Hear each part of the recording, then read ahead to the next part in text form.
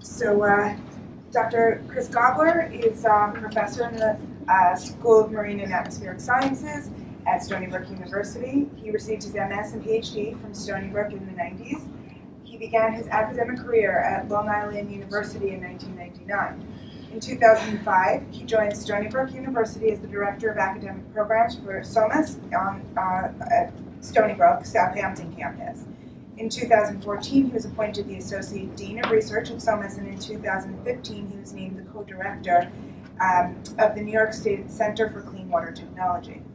In 2015, he was also named co-editor of the international peer-reviewed journal, Harmful Algae.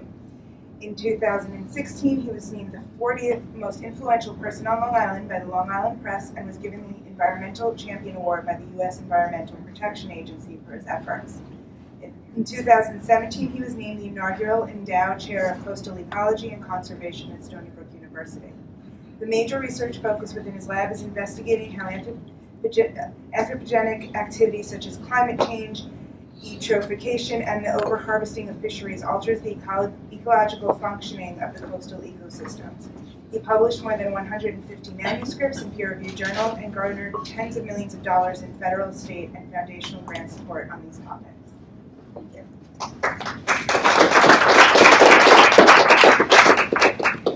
Okay, thank you. It's a pleasure to be here with this great group of panelists. I thought the words of both Senator Engelbright and Supervisor Romay were actually inspirational, and I think really great to have great environmental leaders like them here today. Yeah. And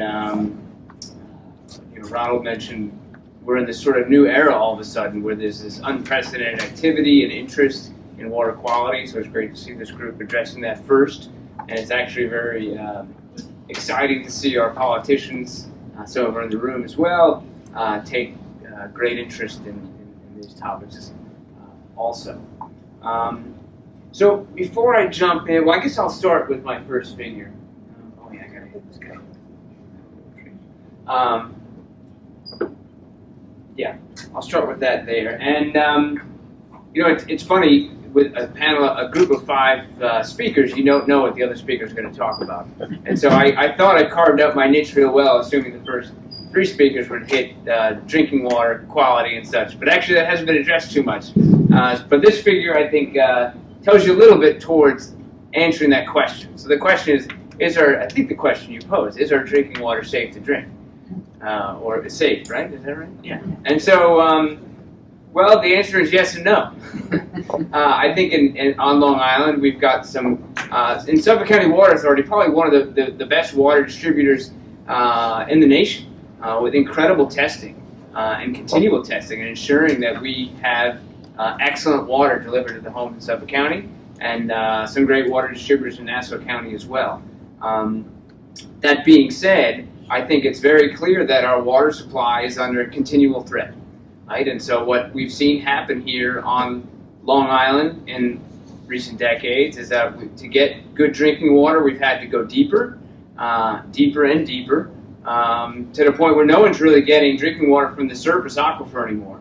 And there's other places we've had to blend drinking water, shut down wells. So the threat to our drinking water is very, very clear. And so, and here we can see Superfund sites. US EPA Superfund sites across Long Island, and there are many. I didn't count them, but I think using the word dozens fits appropriately here, right? And I think we're all aware of the stories that have come up with the Bethpage plume, for example, and some really disturbing trends just this year with regards to 1,4-dioxane, which is shown here, and our next speaker will be talking about that. Anything in red or yellow is a site where there's been a detect red at a level that's approaching what the EPA would deem concerning. But then beyond that, things like perfluorinated compounds, PFAS coming up just this year in places like West Hampton, Hampton Bays, East Hampton, and this is actually, I think, the biggest thing to be aware of and maybe scared of, and that is, for decades we've had chemical companies developing new compounds that we're some of which we're aware of and some of which we're not, and then we've got analytical capabilities that are sort of catching up and being able to detect these compounds. And so I think we'd be foolish to assume that we've gotten through it all now, and we've got 1,4-dioxane and PFAS, and now, well, thank goodness we know about that. We'll take care of that, and then now we're all set. With these sorts of numerous Superfund sites and this distribution of just that one contaminant, I think we can bet that I think as Supervisor Romaine sort of alluded to, the race is never over and our work won't be done. And we need to keep pushing for that great monitoring by Suffolk County Water Authority and coming up with innovative solutions to make sure we continue to get clean drinking water. So with that being said, I'm going to focus not on these Superfund sites. Our next speaker will talk more about organic contaminants a bit, mostly on 1,4-dioxane. But I'm going to pivot now a little bit with that as my introduction, because that's me covering the things that I thought other people were going to cover. And now I'll talk about the things that I had in mind to talk about, and that is specifically not just nitrogen, but basically groundwater pollution, not from industrial sources, but from us, right? And so the story of Suffolk County, that this county has grown by more than an order of magnitude. There's only 2 counties in New York State bigger than us by population, Brooklyn and Queens, right? So by deduction, you can then figure out we have more people than Manhattan, Bronx, Staten Island. That's a lot of people. If you put Nassau and Suffolk together, we'd be, I believe, the 4th most populous city in the United States. That tells you something. So it's a lot of people and not a big area, and it's having an effect on our groundwater. And I think that I plotted here the nitrogen trend, and that's sort of indicative. We know the punchline here, this is mainly coming from household wastewater, right? And what this tells you, this number of people is now having an impact on our groundwater, which is, of course, our drinking water. And so I can put up a little diagram. This is from the Nature Conservancy here, but this sort of gets very simple cartoon, gets to the heart of the matter. We have lots and lots of people. In Suffolk County, 70% of the homes are not connected to sewage treatment plants, and again, Supervisor Romaine gave us a great introduction to that as to why that may be with the Southwest Sewer District, but the rest of Suffolk County developed without that, so 360,000 of these septic tanks. And it's fascinating in that if we went back 10 years ago, and I said to you, we got a lot of nitrogen in our groundwater, there'd be a big debate. Where's that coming from? And people would say things like, oh, it must be the runoff. I don't even know what that means when you say the runoff, right? Or it must be all the fertilizer. But now we know the debate's totally over. The biggest source, somewhere north of 50%, up to 75%, is coming from septic tanks and cesspools. Fertilizer, of course, both agricultural and household, is another big source as well. And again, that's of nitrogen, but with that going on, we can bet that along with that, within the stream of wastewater, are all the personal care products that we use, and that's like in the laundry detergent and everything else. And in the fertilizer, it's not just the fertilizer, of course, but there's other things like pesticides and herbicides as well. And we're all aware that Long Island's one big aquifer, and I think Ronald showed that very, very nicely in his presentation, and that any water that hits the land is influenced by what's going on in the land, right? And that's either our source of drinking water or it's coming to bear on our coastal waters. And of course, most of the times when I'm speaking, then I go right to the coastal waters. And I'm just going to dip my toe in there because as a marine scientist, I have to do that. But then I'll get back to on subject and stick with drinking water. But I put this map together with help from some other colleagues of what we call water quality impairments on Long Island. But the interesting thing about this map is all these dots, we wiped the slate clean as of May of this year. So everything you see here happened between between May and the very beginning of September. It's a lot going on. And so the blue are areas of low oxygen, consequence of high nitrogen, and then any of the other colorations are different types of harmful algal blooms that either make toxins that can make people sick or are harmful to our marine life. And you can see there's really not a water body that's been spared by these impairments, be it North Shore, South Shore, Suffolk County, Nassau County, East End. And it's very, very interesting. I continue to think about this. In Nassau County, the water budget's almost even. You know, there's a little bit of excess water, but not nearly the discharge, as we just heard, from land to sea when it comes to the volume of water. Not the case in Suffolk County, where those nitrogen levels keep rising. And, you know, probably no coincidence that the preponderance of these impairments are actually in Suffolk County, and also in getting the areas away from that Southwest Sewer District. Okay, so we've got a lot of issues both in our groundwater and drinking water. I am co-director of the Center for Clean Water Technology, which was established by the governor here at Stony Brook in 2015, and we look at what's going on, all these septic systems, our drinking water below our feet, all these important marine resources. Clearly, it's a crisis, but it was first pointed out by President John F. Kennedy that the Chinese symbols for crisis, for danger, the Chinese word for danger is made up of two individual symbols, which individually are the words for crisis and opportunity. So danger, which we clearly have in front of us, is a crisis, but you can also view that as an opportunity. And as the Center for Clean Water Technology, we see the opportunity in working towards solving this societal problem. So our goal is to, as a public institution, to also work with the private sector, resources in New York State, to come up with technologies that will help restore and protect water quality here in New York State, and really focusing on Long Island. And so for my presentation, I'm going to keep that focus on these septic systems, their effect on groundwater, what we can do. I think you know, but in the event you don't, that in those 70% of homes that aren't hooked up to sewage treatment plants, their wastewater treatment systems look something like this. If your home was built after 1972, you're fortunate to have a septic tank that holds solids and delivers the liquids to a leaching pool, which does a great job of keeping some things out of our groundwater, but actually delivers almost all of the nitrogen directly to our groundwater. It converts, it keeps the nitrogen as ammonium. These leaching pools are very, very deep away from the surface, where it's almost always cold. There's very little microbial processing. The ammonium there gets converted to nitrate, and that is very stable in our groundwater. And that is what's led to this trend we've seen in our groundwater in recent decades. I'm going to focus now on an alternative technology that the center is working on. You're probably aware of Suffolk County has something known as the Reclaim Our Waters Initiative, where they're working very hard to bring in new technologies to replace the old technologies to do a better job of removing nitrogen.